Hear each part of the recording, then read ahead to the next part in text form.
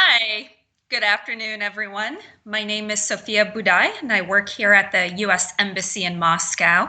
I'm happy to join you today from home with this photo of Moscow behind me to talk about one of my favorite American authors.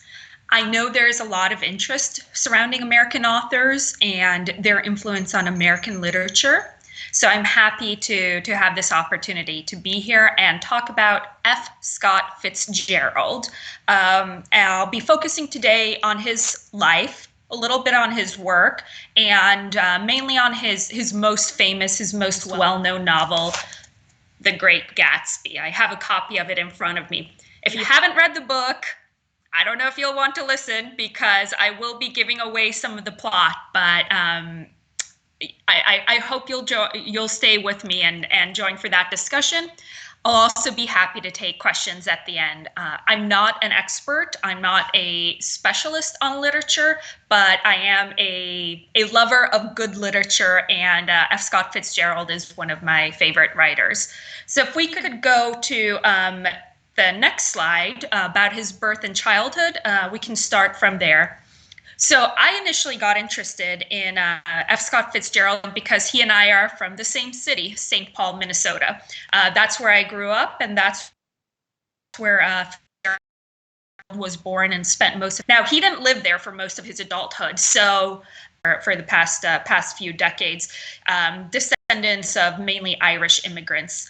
One of his distant cousins was Francis Scott Key. He's named after him because his full name is Francis Scott Fitzgerald. And Francis Scott Key was the one who wrote the U.S. national anthem, the Star-Spangled Banner. So he does have some of those, well-known family connections. And while his family wasn't wealthy and wasn't really prominent, they were definitely upper middle class, and they had some of these well-known and well-established connections to people. He grew up both in St. Paul and in New York while his father worked there for a few years. And then for university, he went to Princeton in New Jersey. And he started writing stories and mainly short stories while he was still in school, and then pursued that in college. He was really interested in being a writer, and he had a number of mentors who encouraged him along the way. So this was in the early 20th century. Of course, he was born in 1896, so he spent his formative years in the 1910s, early 1900s. Can we go to the next slide, please? Early career and marriage. He actually dropped out of university and joined the U.S. Army right at the tail end of World War I, with the expectation that he might have to go and fight in World War I. And early on in his Army career, he met the woman who would become his wife, and one of the most significant influences on him, both as a person and as a writer. So he is stationed in Alabama fairly early on in his Army career, and there he met Zelda Sayre, who came from a very prominent family. In fact, her family opposed the match with him because they didn't think he was good enough or rich enough for her. But he fell in love with her supposedly very, very soon after meeting, and then his goal was to prove that he was good enough to be able to marry her. So he wrote his first novel soon after, called This Side of Paradise. One of 4 novels he ended up publishing, with a 5th one left unfinished at the end of his life. And he wrote that novel. It was published in 1920, so he was still quite young. It was an instant success, and he was able to marry Zelda soon after publication, soon after proving that he was a successful writer and someone who would go on to have a successful career. The novel was very well received. It was based on mainly on his college experiences at Princeton. And I'll admit that I have not yet read it, so I can't tell you that much about it. But soon after, or about a year after their marriage, they had their daughter, Scotty, who was their only child, and the couple went back to St. Paul, Minnesota, Fitzgerald's birthplace, to have their daughter. So it seemed like life was going fairly well at that point. Next slide, please. So after the birth of their daughter in the early 1920s, Scott and Zelda moved to New York City, and actually Scott Fitzgerald's ambition was to become a playwright or become really involved in the New York theater scene at this point. But the first and only play that he wrote was not a success. So he abandoned that and went back to writing short stories. And it's in a lot of these early short stories where you do see some of the Minnesota influence and where you see some of the character and plot development that actually led up to The Great Gatsby, because he used a lot of the details from his earlier short stories in The Great Gatsby. Now, to give you a bit of context, this was the 1920s, which was a significant time period in both U.S. and world history. But looking at U.S. history, it was called the Roaring Twenties or the Jazz Age. Actually, Fitzgerald said that he himself is the one who coined the phrase the Jazz Age. It was a time of excess, a time of social change where people really left behind some of the confines that had governed how people acted, what they did in public, how they dressed, and abandoned all of that because now they were free to act very differently. It was a time of excess. There was a lot of wealth. There was a lot of hedonism. It was also during part of that was also during what's known as Prohibition in U.S. history. Which was a period during which the manufacturing and sale of alcohol was outlawed. So it was against this backdrop where people made an incredible amount of money by becoming bootleggers, just people who illegally made and sold alcohol, and you could get it at places that were called speakeasies. So it was kind of a time of craziness, partying, hedonism, social change, at least for the upper classes that Scott and Zelda belonged to. Of course, people in the lower rungs of society did not have access to these same parties, same riches, same excess. But in New York, Fitzgerald and his wife Zelda were known as very much part of the social scene, very much the fun couple that everyone wanted to get to know, the partiers, the really intelligent, witty, amazing, well-educated, well-dressed, beautiful couple who was the life of the party everywhere they went. So that's really the reputation that they cultivated. And then during the 1920s, they also spent several years living in France, both in Paris and on the French Riviera, where they got to know a number of other prominent Americans who were living in Paris at the time, including the writer Ernest Hemingway. Now, it's debated how much influence Hemingway had on Fitzgerald or vice versa, but they did know each other well.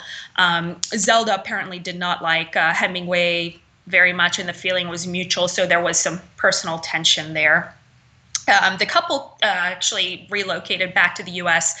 in 1927, partly because Zelda had begun experiencing a lot of mental health issues, and she was spending some time in sanatoriums, and that's where actually she ended up spending a lot of the rest of her life.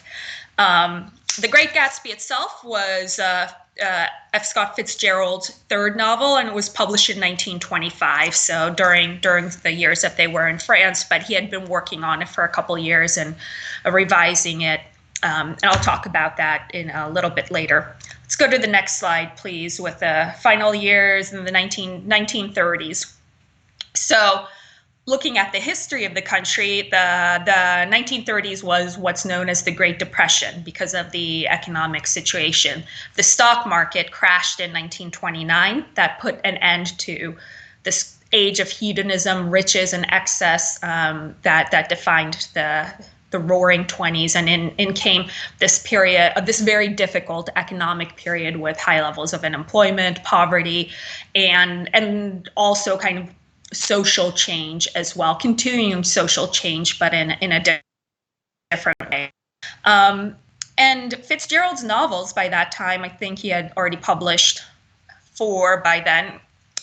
He had published his 4th, Great Gatsby was his 3rd, were seen kind of as old-fashioned and no longer relevant to life because they dealt with this hedonism and this excess that people thought was no longer applicable to society in the 1930s. So they pretty much fell out of fashion.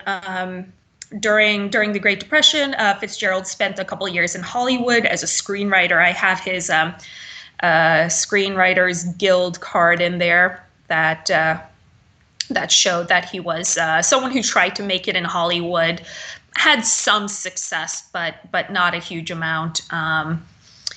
So also by the 1930s, he had started to suffer from a lot of different health issues due to his alcoholism. So both he and his wife Zelda were known as lifelong alcoholics who, especially in the 1920s, had led this kind of wild, crazy partying lifestyle that obviously impacted their health very much. For Zelda, it probably contributed to her mental health issues and the reason she had to spend some time in sanatoriums.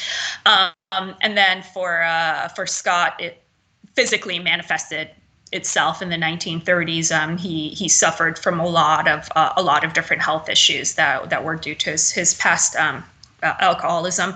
He died in 1940 of a heart attack. He was only 44 years old, and when he died, he was not a very popular writer. His funeral was not attended by a huge amount of people. His legacy is something that was significant. He was known as a fairly successful writer, but one who captured a specific day and age that was no longer relevant.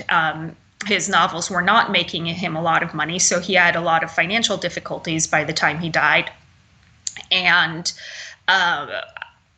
he wasn't recognized at the time of his death that he had been a great author. So his novels faded into obscurity. Only for a little bit, though, only for about 15, 20 years before they were rediscovered. His wife, Zelda, died in 1948, so only 8 years after him. They were about the same age, so only 8 years after him, after suffering from a series of mental health issues. So let's go on to the next slide and talk about The Great Gatsby. The Great Gatsby was published in 1925, and it enjoyed some success when it was published. It was not seen as nearly as good of a novel as his two earlier works, This Side of Paradise and The Beautiful and the Damned. Those were regarded as greater achievements. And The Great Gatsby, as I said, was, by the time he died, seen as a relic of an older age. But it was rediscovered in the late 1940s. Actually, as I was doing research for this presentation, I discovered that it was a book that was recommended to American soldiers during World War II as something to read, and it gained a lot of popularity among the troops because they decided that they really liked it, and there was a lot of spread by word of mouth that it was a really good book, and critics began to rediscover it in the 1950s. So there was definitely a revival, and that has continued to this day. It is now recognized as his magnum opus, as his most important literary achievement, and it is recognized as one of what's called the Great American Novels, or the Great American Novel.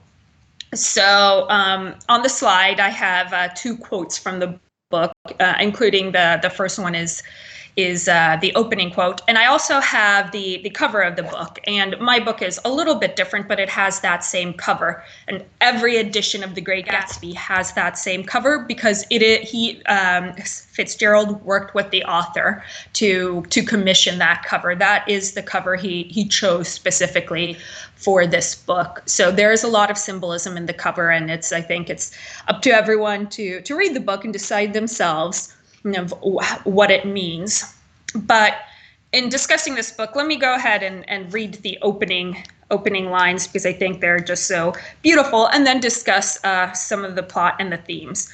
Again, if you haven't read the book, I apologize that I'm going to give away some of the plot, but I think it's still worth reading even after you know what happens. So the book is narrated by a young man named Nick Carraway, and he opens the book by saying, "In my younger and more vulnerable years, my father gave me some advice that I've been turning over in my mind ever since. Whenever you feel like criticizing anyone, he told me, just remember that all the people in this world haven't had the advantages that you've had.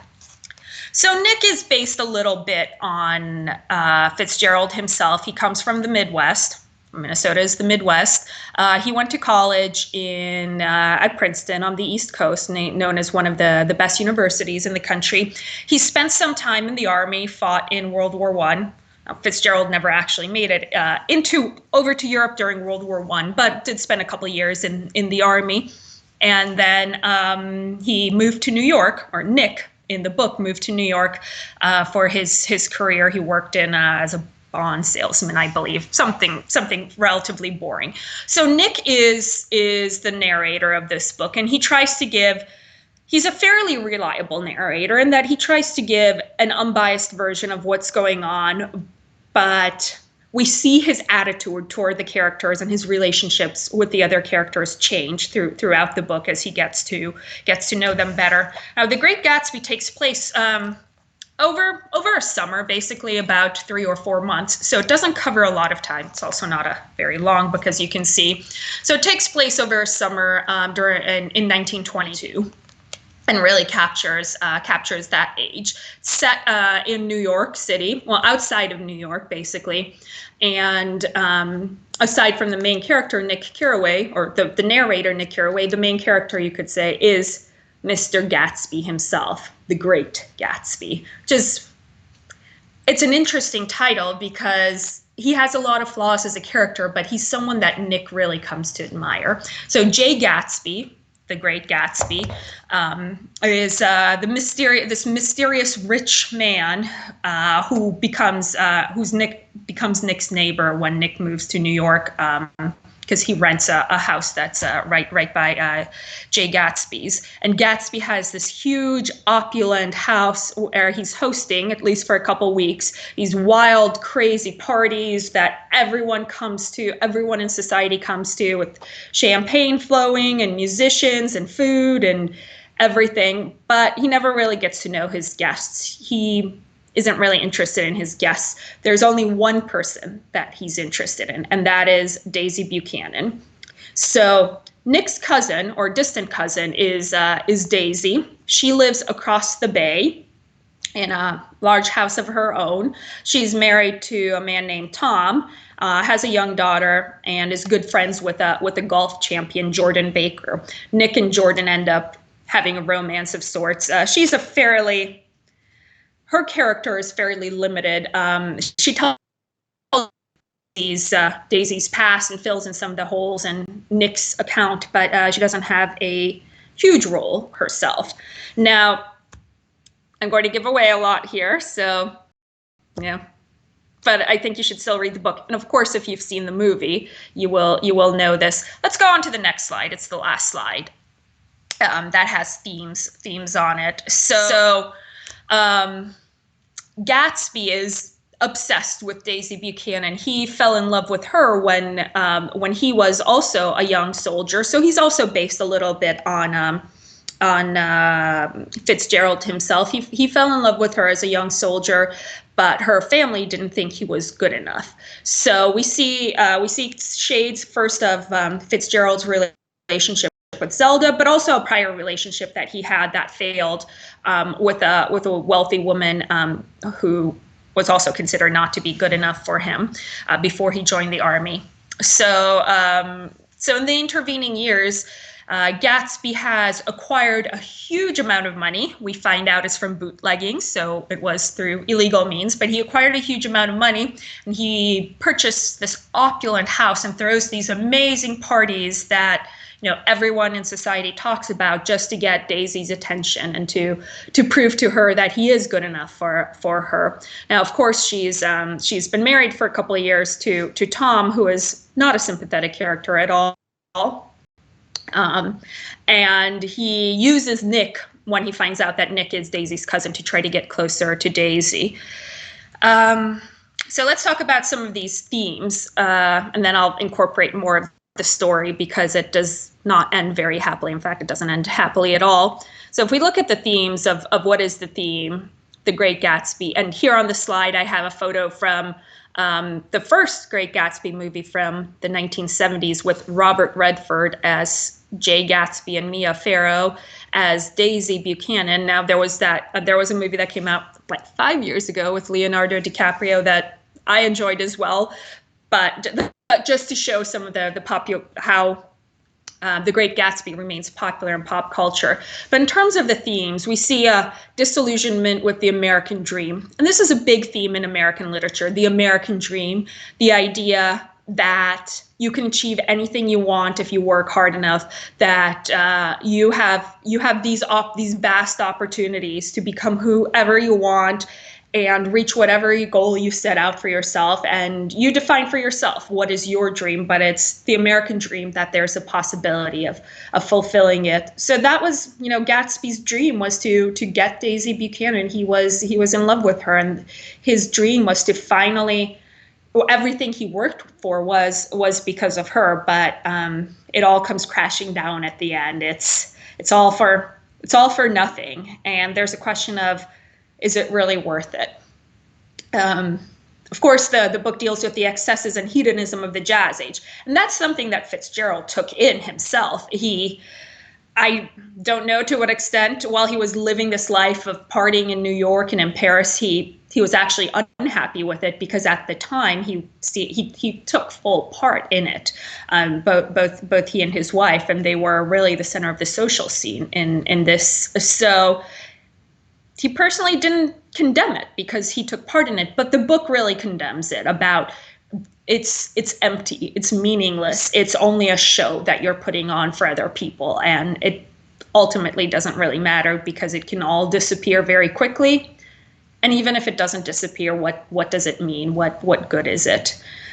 Gatsby as a false prophet is kind of tied to the idea of the American dream of here is Gatsby achieving, going from someone who was a poor soldier to working very hard to becoming this rich man who's talked about in society and seemingly achieving his dreams and achieving his success.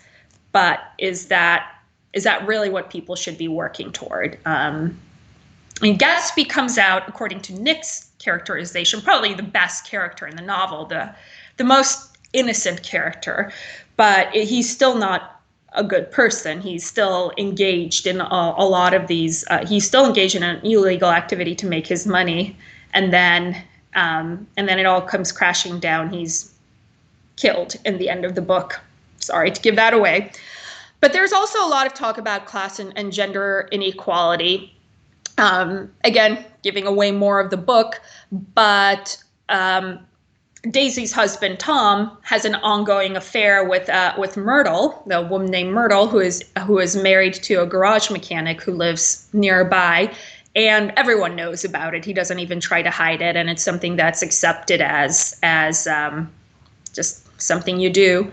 Whereas once Daisy starts her affair with Gatsby, that is treated very differently, because as a woman, she's treated very differently for having an affair outside of her marriage, and is treated differently by society. At the same time, neither she nor Tom end up facing consequences for their actions.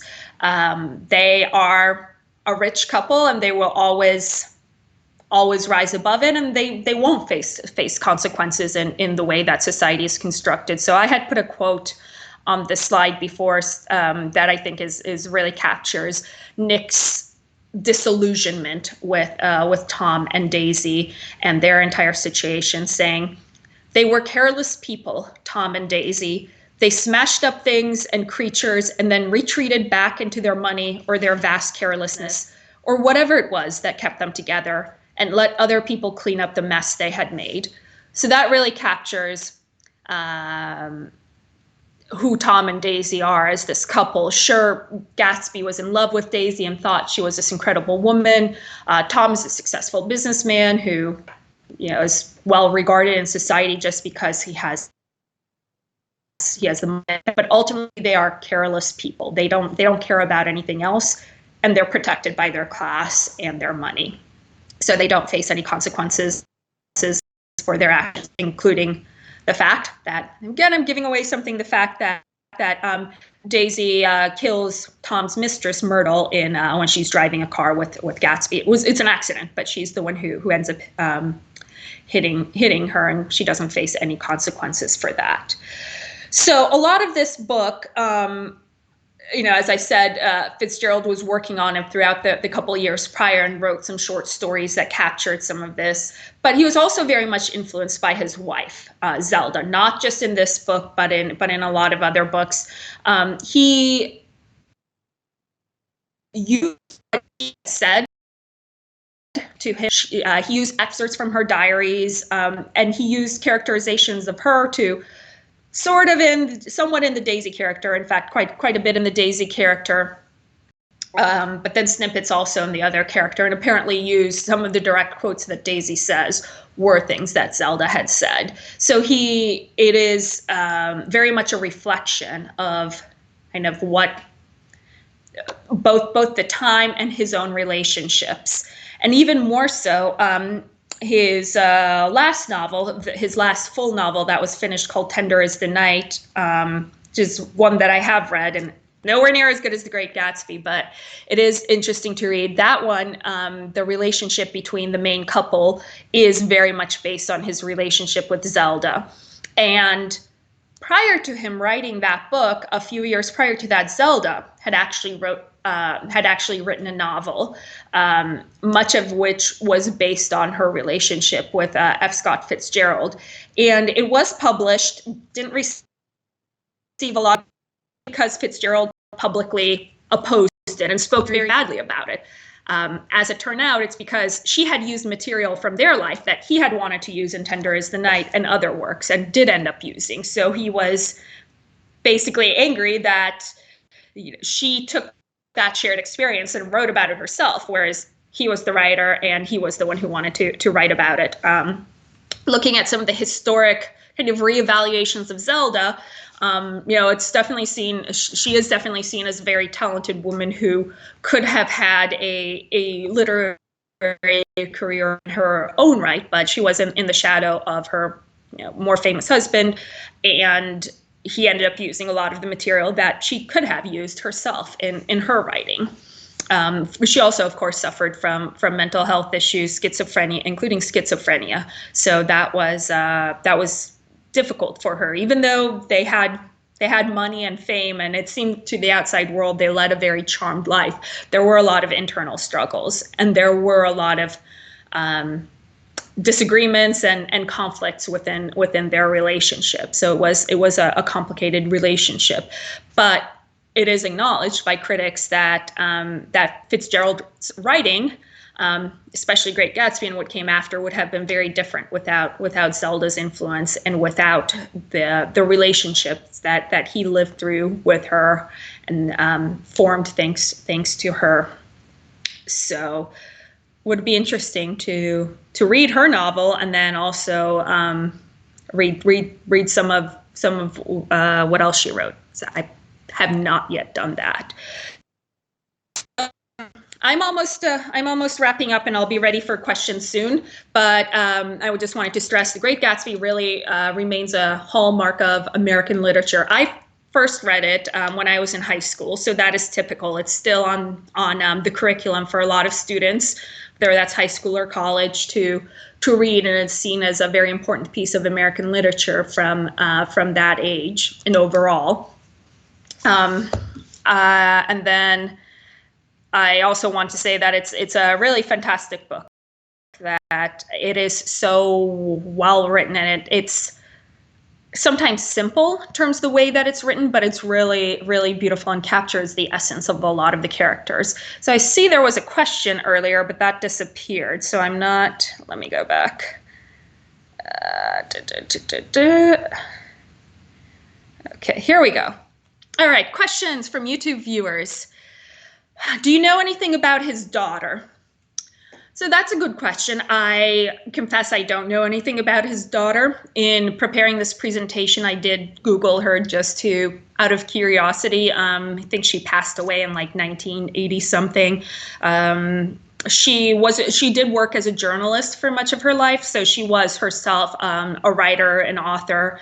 but I'm not familiar with her works, and I think her focus was on journalism rather than fiction. She was still fairly young when her father died, and her mother died not only 8 years later. So it would be interesting to know kind of what her recollection of her parents is, because she must have had some pretty interesting experiences growing up in New York and in France during the 1920s. But I don't know to what extent she was, what kind of impression she had of her parents, and kind of how they ended up with dealing with alcoholism and mental health issues. So question 2, thank you for your interesting presentation. Are there any books that are considered great American novels? Oh, there are, this is not an objective determination. There are books that claim to be the great American novel, like the one novel that best represents American literature, but I don't think there is a consensus about what that is. There are a number of books that are great American novels that you can argue really capture the essence of American literature, and The Great Gatsby is certainly one of them. I would say, some of the more prominent books out there by authors, including something like Moby Dick by Herman Melville. I haven't read that since high school. It's about whaling. But that is one of the novels that's considered one of the great American novels. Another one that comes to mind, and perhaps I can do a presentation on this author, is Willa Cather. And she wrote several books, but probably, I guess the most famous one would be My Antonia, and that is also considered one of the great American novels.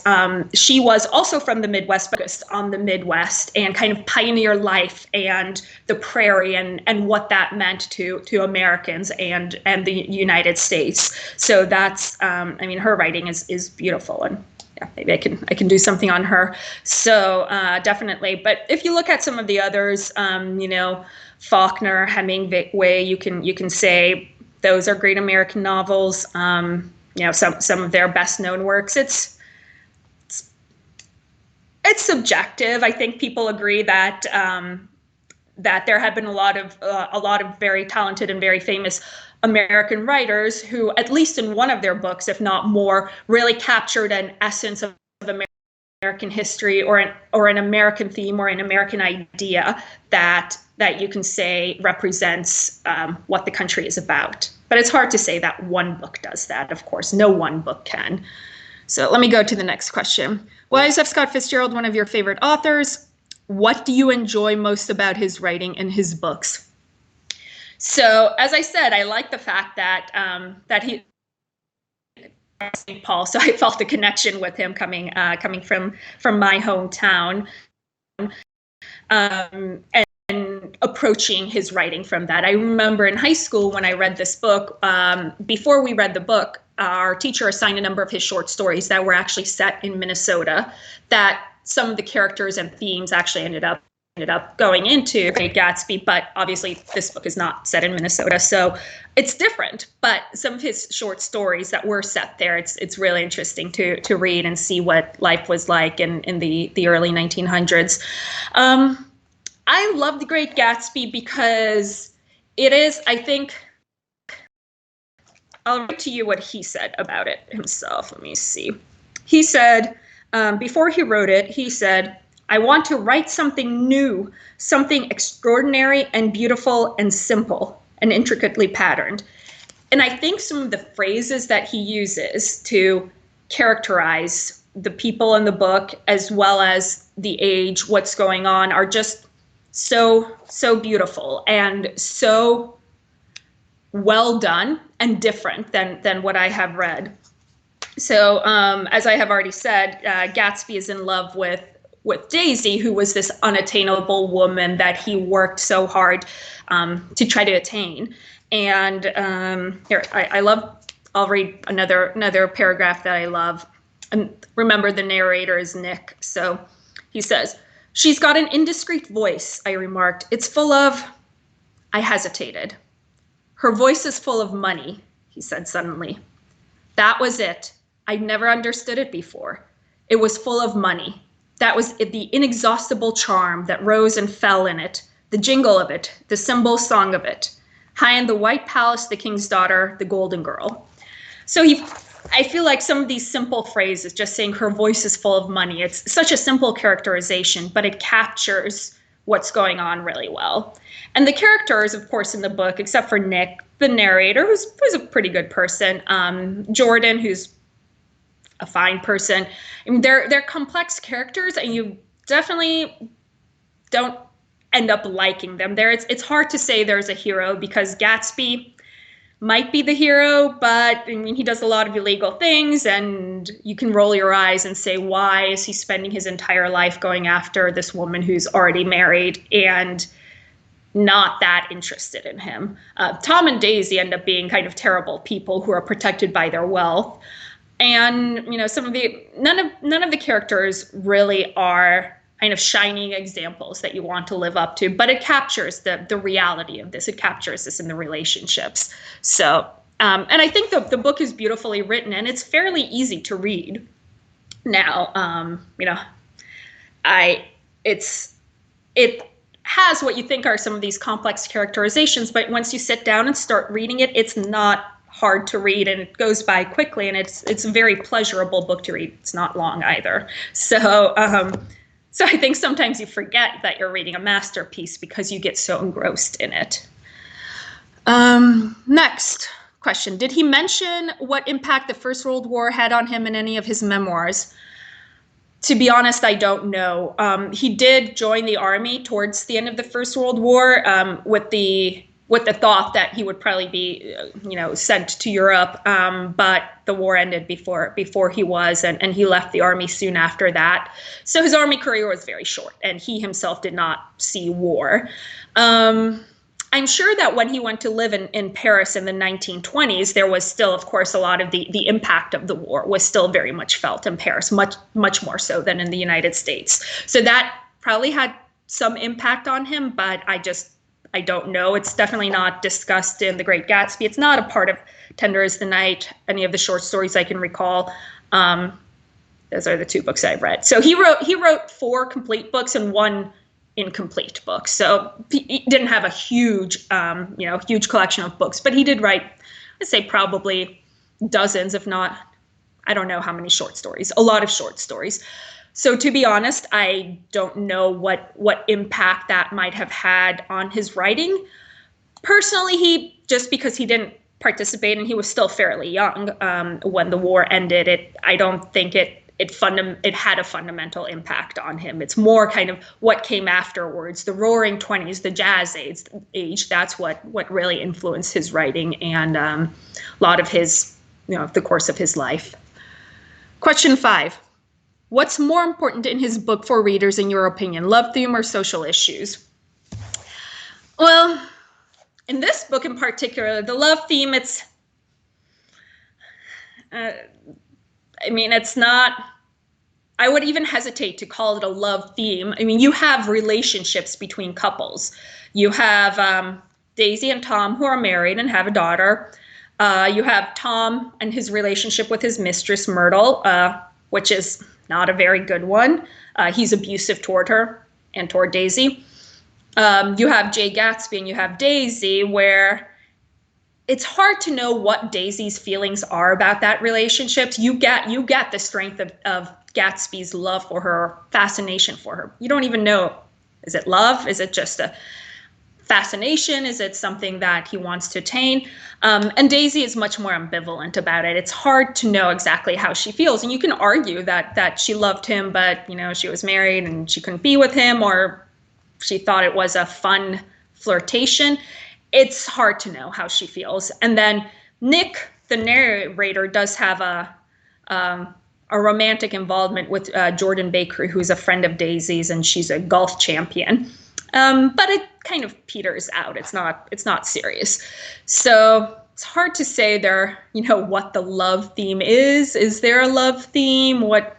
love toward what I think some of the social issues and the issues of the age are more important, and this theme of disillusionment with the American dream and with the age as a whole. Of course, you can say that obviously, as I mentioned, Scott and Zelda took full advantage of the excesses and the hedonism of the 1920s. They were very much part of that social scene. They were out partying all the time. They were out with other writers. They were, hosting parties. They took advantage of that. But Fitzgerald definitely critiques it in this book and kind of the emptiness of all of that. So I think those are more important. But the relationships, of course, and what happens in those relationships is very important. That both Tom and Daisy just destroy lives and then go back to each other and live their life as if nothing happened. They don't face any consequences for their actions. Okay, next one. I have read his books twice, in childhood and nowadays, and I can say it is impressive. Well, thank you.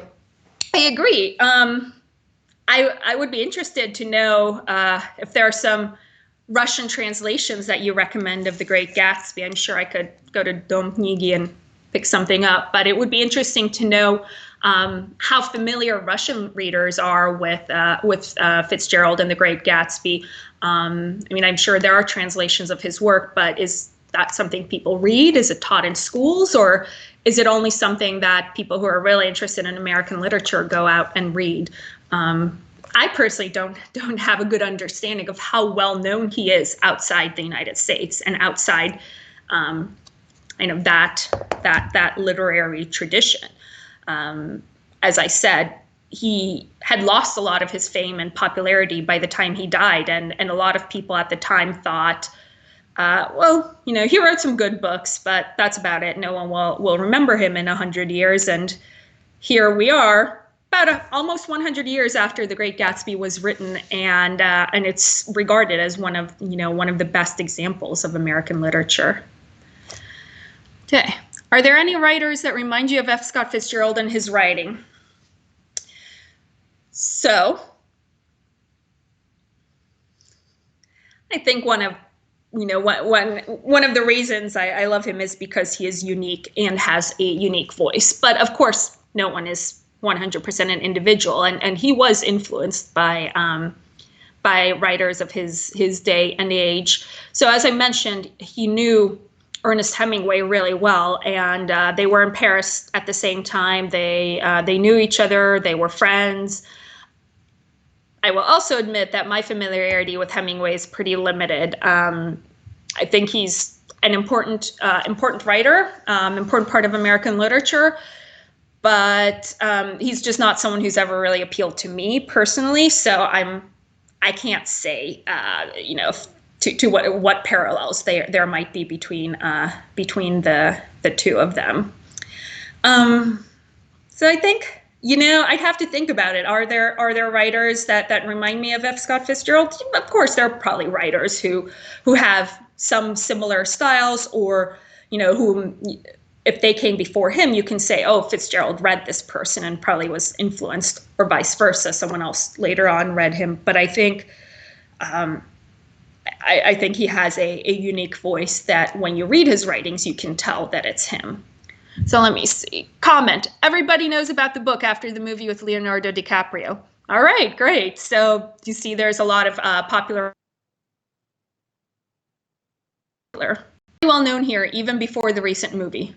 Of course, that's understandable. Another comment. Students majoring in English were supposed to read the book at university, so Fitzgerald is popular in Russia. Yeah, that's good to know. So, yeah, it seems like he enjoys some international popularity. Of course, there was the movie with Leonardo DiCaprio. There have been also other ways of telling the story. There was.